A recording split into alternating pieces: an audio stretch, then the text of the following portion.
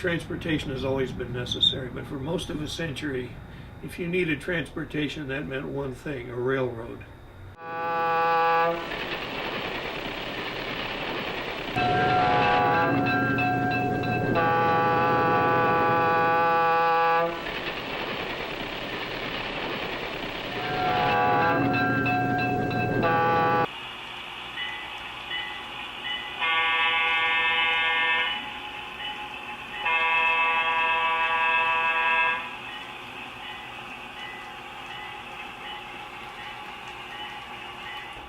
Slim Gauge Guild was formed in 1968. A lot of model railroad clubs will have 2 or 3 narrow gaugers in them, and they're stuck off in some corner somewhere with the rest of the weirdos. And some of the people from the Pasadena Model Railroad Club decided they wanted their own club. How did I get here? Well, I've been playing with trains ever since I was not a kid. I'm a model railroader. I have been since I was basically an infant. My dad bought me my first train set, so I've been obsessed ever since.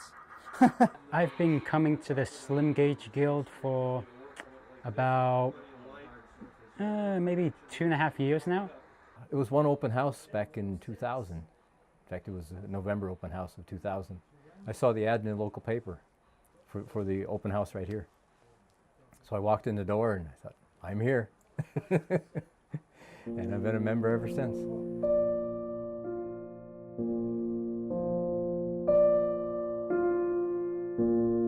There was 13 of us to begin with. There's a lucky number in that case. Hey, there were 13 original states, so why not? They were first going to call it the Narrow Gauge Guild. Guild implying craftsmen teaching young craftsmen.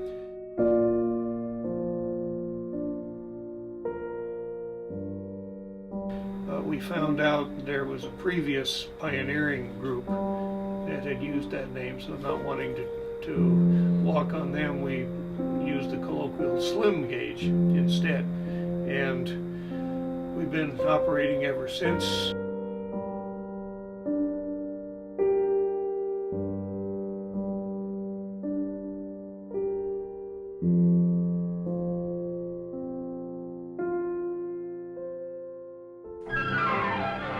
The wonderful world of trains has been presented by the Lionel Corporation. Well, I started out like a lot of people do, playing with Lionel trains when I was a little kid. I got my first train set a Lionel when I was probably 12, and I thought it was really cool to look like trains. Went around and around and around, kind of stupid, just went round and around and around. I said, well, this is kind of silly. Unfortunately, back then, as a kid, I didn't have the time or the money or the space for a layout. But I've always had it in the back of my mind to eventually play with trains and do something. But then I discovered model railroading, where you try to make everything look real. I thought, now that's something better. Well, the trains here still go round and around and around, but they go in and out and around and under bridges and over bridges and all that kind of stuff, and that's kind of cool.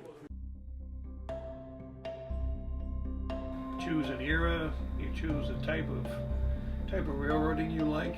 Main line, fast trains, passenger trains, short lines, short trains, backwoods railroads, all sorts of stuff.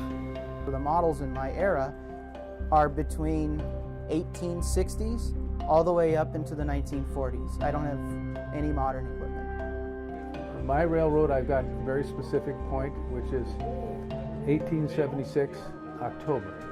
Well, my favorite era or time period of railroading is say from 1910, 1920s up until say the mid-40s.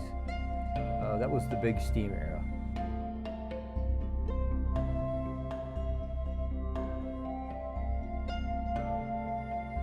It's one of the biggest machines on land that has most of its moving parts on the outside. And just the whole mechanics of a steam engine with all the moving parts. You can see it physically breathing and taking in air. This is something, it's a monster to a little kid, and as you get older, it's something that you just fall in love with. You don't see it every day. It's hard to say, but I think partly the appeal of trains in general is that, well, like an airplane flying overhead, it's going somewhere out into the big world, or it's coming from somewhere, bringing exotic things to you or ideas or something like that. So it makes you more part of the whole world.